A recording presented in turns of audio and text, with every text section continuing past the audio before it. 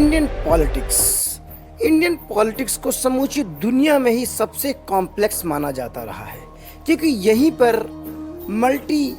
Parties politics होती है और भारत दुनिया का सबसे वाइब्रेंट डेमोक्रेसी के रूप में भी जाना जाता है।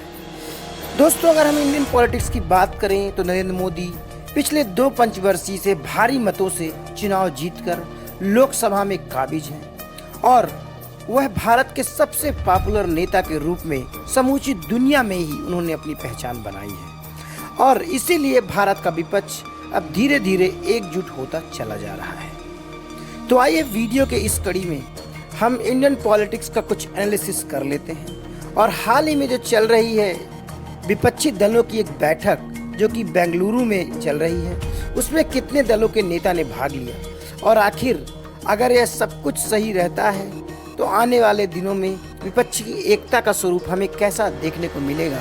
और इसके इंडियन पॉलिटिक्स और 2024 के चुनाव में क्या परिणाम देखने को मिलेंगे, इसके बारे में भी थोड़ी बात कर लेते हैं। दोस्तों, आप देख रहे हैं एंड वर्ल्ड न्यूज़। कृपया हमारे चैनल को सब्सक्राइब, ज्वाइन और शेयर जरूर करें। तो आइए पॉलिटिकल एनालिसिस की इस एपिसोड में हम आज बात करेंगे 2024 में होने वाले चुनाव और उससे पहले जो विपक्षी दल और एनडीए के घटक दलों की जो बैठक जारी है उनमें क्या क्या चल रहा है। 2024 के आगामी चुनाव को देखते हुए भारत के सभी बड़ी विपक्षी पार्टियों ने इस समय बेंगलुरु में अपना जमावड़ा लगा रखा है। यह बैठक कल से शुरू हो चुकी है और आज भी इस बैठक को होना है।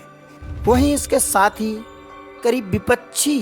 दलों के करीब 26 पार्टियों के नेता शामिल हो चुके हैं और इन विपक्षी दलों का जो मेन फ्रंट है वह कांग्रेस बनता दिखाई दे रहा है। इसमें जो सबसे बड़ी पार्टियां हैं इनमें से लालू प्रसाद यादव, नीतीश कुमार और कांग्रेस से तो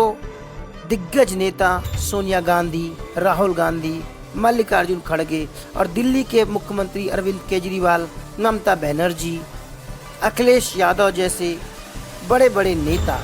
इस पार्टी में शामिल हुए हैं और इस पार्टी में इस बात का भी मंथन किया जा रहा है कि आगामी लोकसभा चुनाव 2024 के चुनाव में कैसे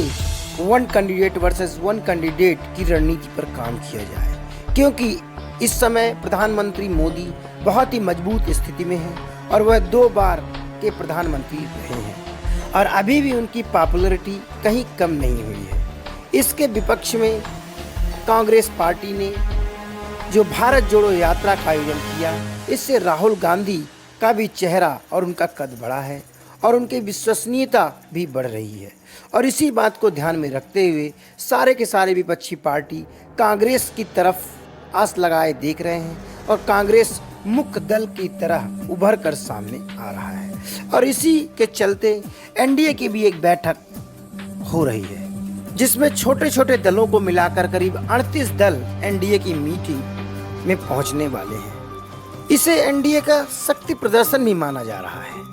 जो कि 26 दलों के काउंटर में यह एक शक्ति प्रदर्शन होगा।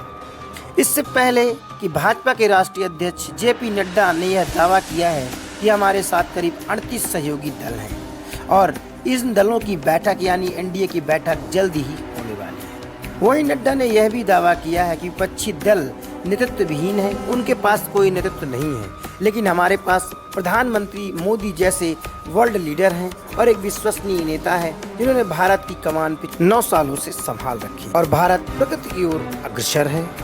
तो यह बात तो देखने लायक होगी विपक्षी दलों की एकता से किस तरह का रास्ता निकलता है और 2024 में कौन चुनाव में जीतता है। आने वाले समय में इन दलों की जो भी महत्वपूर्ण निर्णय होंगे उनके साथ हम आपके सामने शामिल होंगे। अभी के लिए इतना ही, हमें इजाज़त दीजिए। नमस्कार।